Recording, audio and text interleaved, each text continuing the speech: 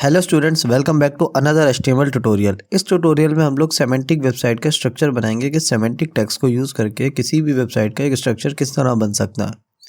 हम normally div scope use करते हैं। डिव स्कोप में क्या होता है कि हमारी वेबसाइट कभी भी सेमेंटिक नहीं होती, ना उसकी एक्सेसिबिलिटी होती है, ना ही वो एसईओ होगी।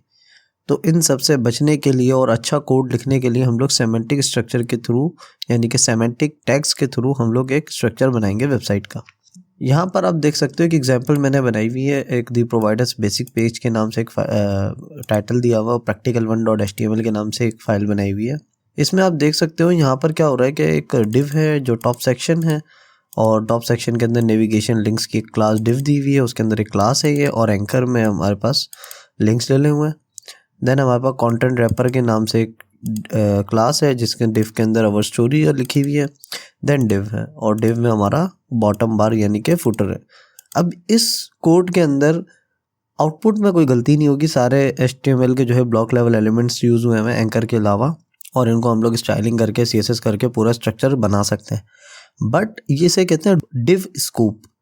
डिव स्कूप का मतलब ये है कि सारा कोड डिव्स के अंदर लिखा हुआ है जो कि नॉन सेमेंटिक टैग है। देखिए, डिव हमारे पास नॉन सेमेंटिक टैग है, तो नॉन सेमेंटिक टैग की मीनिंग कोई नहीं होती, इसीलिए ये कोड स्ट्रक्चर वाइज रॉन्ग है। हमारे पास राइट कोड की जो एग्जांपल है वो हम लोग अभी करेंगे। तो सबसे पहले स्ट्रक्चर बनाने से पहले सबसे ऊपर टॉप पे जो है हमारे पास एक हेडर होता है, यानी कि हेडर के अंदर हमारे पास एक नेविगेशन बार होता है जिसका जो सेमेंटिक टैग है वो है nav। देन हमारे पास एक UL यानी कि अनऑर्डर लिस्ट लेते हैं, क्योंकि नेविगेशन के आइटम जो है वो कभी भी प्रियोरिटी में नहीं होते, सिंपली सेम प्रियोरिटी होती है सब नेविगेशन लिंक्स की, तो इसीलिए हम UL ले रहे हैं। OL तब लेते हैं हम लोग जब ऑर्डर लिस्ट बनानी हो, जिसमें किसी की प्रियोरिटी ज़्यादा हो, ठीक है।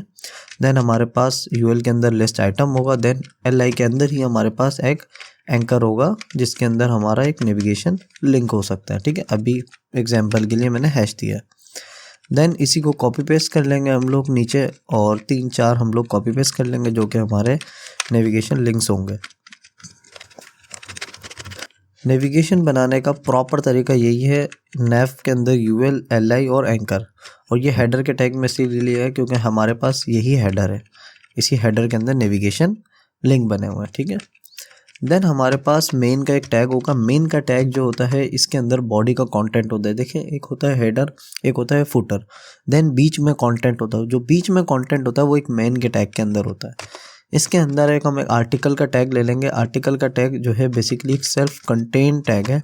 अगर आप इसकी डेफिनेशन पढ़ेंगे यहाँ पर, तो the article element represent a complete self contain एक टैग है जो कि किसी भी कंटेंट को अपने पास रख लेता है। तो ये इसकी डेफिनेशन है सिंपली। और MDN रेफरेंस आपके पास RS पे क्लिक करेंगे तो आपके पास डिटेल पेज आ जाएगा कि आर्टिकल के टैग की और डेफिनेशंस क्या है।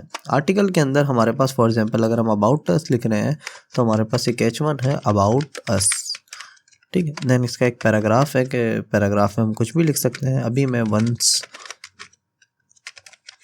Upon a time in digital world, ठीक है।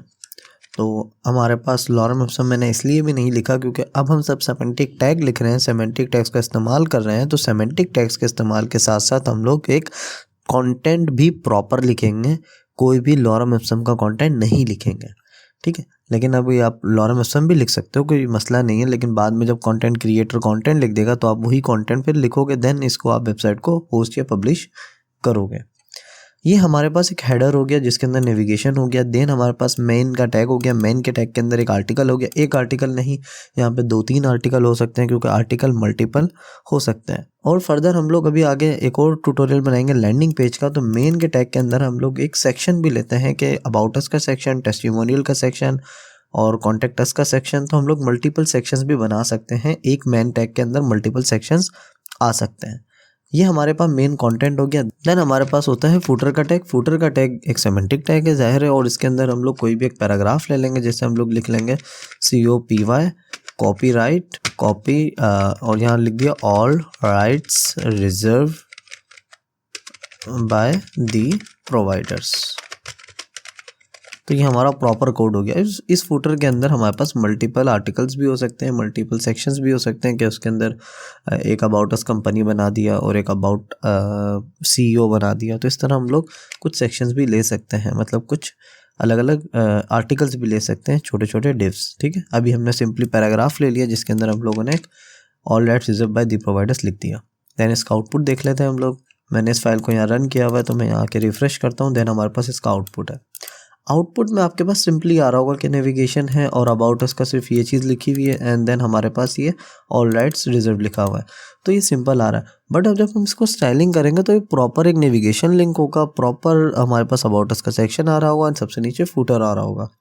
और यहाँ पर आपने एक चीज़ देखी होगी कि मैंने अबाउट अस का जो हेडिंग है वो H1 ली है।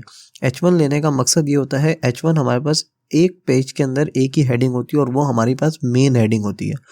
एग्जाम्पल के तौर पे अगर ये अबाउट अस का पेज है तो ये मेन हेडिंग ही है अबाउट अस हमारे इस पेज के लिए। तो अब नेक्स्ट ट्यूटोरियल में हम लोग एक लैंडिंग पेज बनाएंगे, जो कि एक प्रॉपर कंप्लीट लैंडिंग पेज होगा जिसमें हम लोग एक इंटरनल लिंकिंग भी करेंगे। तो thank you, keep learning is the best. Subscribe करें दी प्रोवाइडर्स को, लाइक करें, शेयर करें।